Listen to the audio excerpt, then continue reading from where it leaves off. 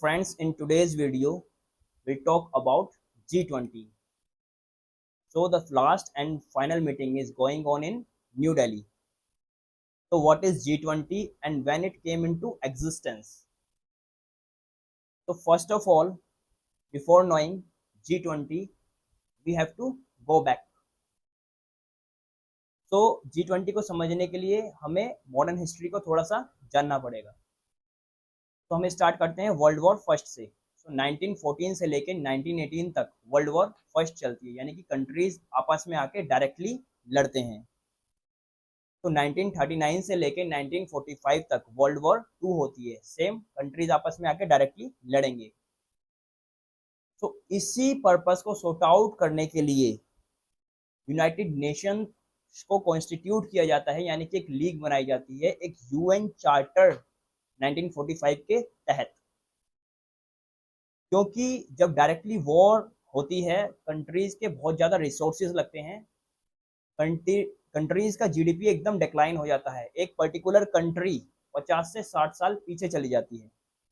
काफ़ी वहाँ पर एम्प्लॉयमेंट प्रॉब्लम भी होती है, तो पूरी इकोनॉमी कोलैप्स कर जाती है.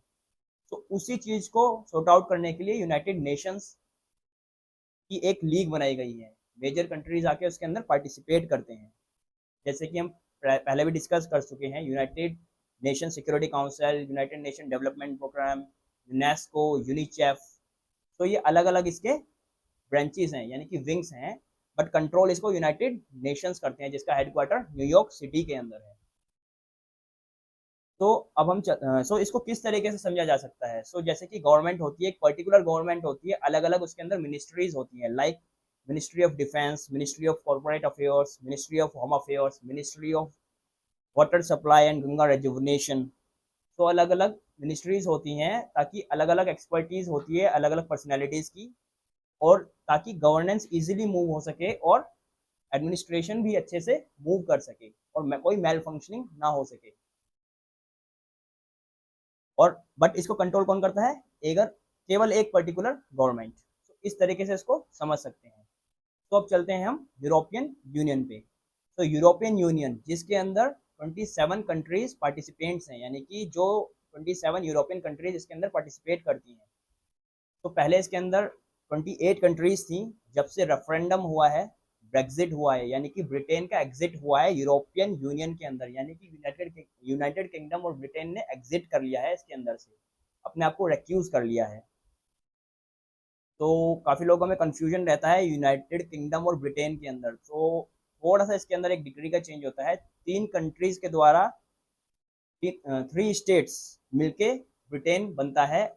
अगर इसके अंदर नॉर्दर्न आयरलैंड को भी मिला दिया जाए तो यूनाइटेड किंगडम बनता है. स्कॉटलैंड, वेल्स, इंग्लैंड, ये तीनों मिला के ब्रिटेन बनते हैं. अगर इसके अंदर नॉर्दर्न आयरलैंड को इंक्लूड कर दिया जाए तो वो यूनाइटेड किंगडम बनता है.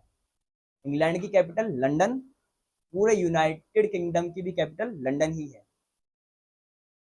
तो सेम पर्पस होता है नाटो का. तो नाटो को भी एक पर्टिकुलर, इसके अंदर भी यूरोपियन कंट्रीज का ही विंग है. ये सिक्योरिटी पर्पस से, एक पर्टिकुलर पर्पस से इसको कॉन्स्टिट्यूट किया गया है. तो सारी इसका मतलब ये नहीं है सारी यूरोपियन कंट्रीज यूरोपियन यूनियन है तो सारी यूरोपियन कंट्रीज इसका पार्ट हैं. कुछ ऐसी कंट्रीज हैं जो इसके अंदर पार्टिसिपेट नहीं करती हैं, जैसे कि लाइकनस्टेन, हमारी स्कैंडिनेवियन कंट्रीज हैं, Norway, Finland, Sweden, Iceland, Greenland. तो इसका पार्ट नहीं है. तो अब चलते हैं हम G7 पे. G7 means group of 7 countries. तो सेम पर्पस से इसको भी कॉन्स्टिट्यूट किया जाता है. Now comes to G20 means group of 20 countries, यानी कि 20 बड़ी बड़ी कंट्रीज का ग्रुप है. सारी पावरफुल कंट्रीज हैं इसके अंदर. America, China, Germany, France, United kingdom. तो ये बड़ी बड़ी सारी इसकी पार्टिसिपेंट्स हैं. इंडिया और एक यूरोपियन यूनियन भी, जिसके अंदर 27 कंट्रीज हैं, इसका पार्ट है. तो सेम पर्पस होता है और इनके प्रिजाइडिंग ऑफिसर्स आके इस मीटिंग को हेल्ड करते हैं और अपने अपने देशों को रिप्रेजेंट करते हैं. The presiding officers who may be like either may be president or prime minister. तो इस चीज को पूरे पीसफुल तरीके से बैठ के किसी चीज़ को सॉर्ट आउट किया जा सके। और भी बहुत सारे फ्यूचर कंसर्न्स होते हैं, प्लानिंग्स होती हैं जो इस मीटिंग में डिसाइड होती हैं। Thank you very much.